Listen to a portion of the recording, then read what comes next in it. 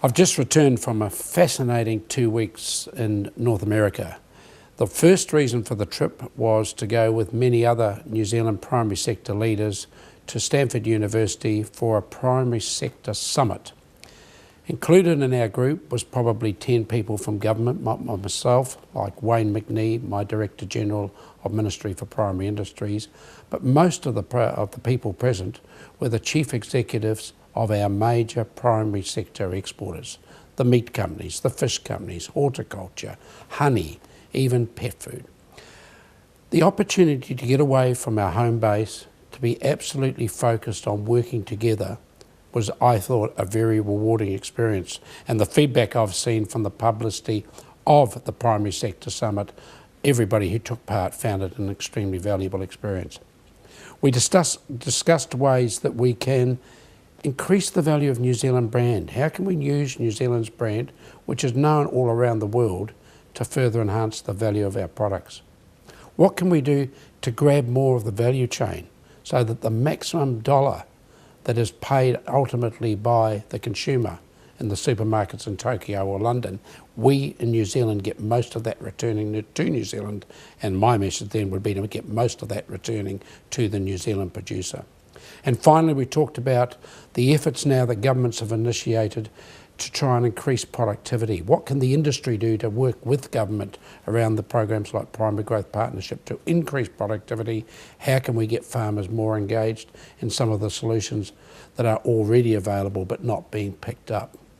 Just being at Stanford, which I think is now recognised as one of the best universities in the world, having some of Stanford's top university professors lecturing to us about the way people make decisions, the way they are prepared to pay more for value, reinforced to me the tremendous opportunity that New Zealand agriculture has if it grasps those opportunities and use them to return more value back to New Zealand, more value back to our orchardists, more value back to our growers, more value back to our farmers.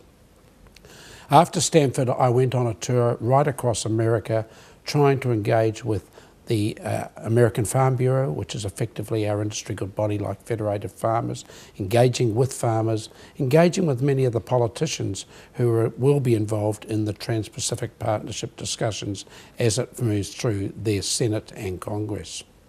I spent my first time in California, where clearly the people who are producing grain, while they are affected by drought, the price increase means they're actually finding the situation quite profitable. On the other hand, the dairy industry is under extreme pressure because of the cost of grain, because they cut and carry all their feed into effectively feedlot dairy productions. I explained to them the way we farm in New Zealand with pasture base, and I suggested they have a look at our system because I think that would deliver them more profitability. As we proceeded across the Midwest, the drought certainly intensified. Again, those in animal production relying on the cost of feed were certainly under pressure. My final stop was in Vermont, an area not dissimilar to New Zealand, not affected significantly by drought, but a relatively small farming area, very heavily reliant on subsidies, and again the opportunity to talk to them about the New Zealand pasture-based system, because I think that would be something that would work in Vermont. Whilst in Vermont, I talked to them about water quality. They are a country like New Zealand with some water quality issues.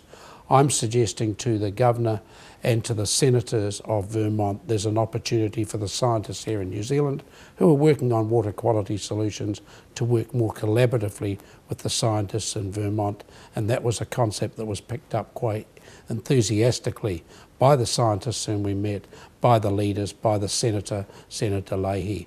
I came back absolutely confident of the future of New Zealand because we are such a good primary producer. We are recognised internationally, but certainly for the Americans who worry, American farmers who worry about the Trans-Pacific Partnership, they should not see New Zealand as a threat.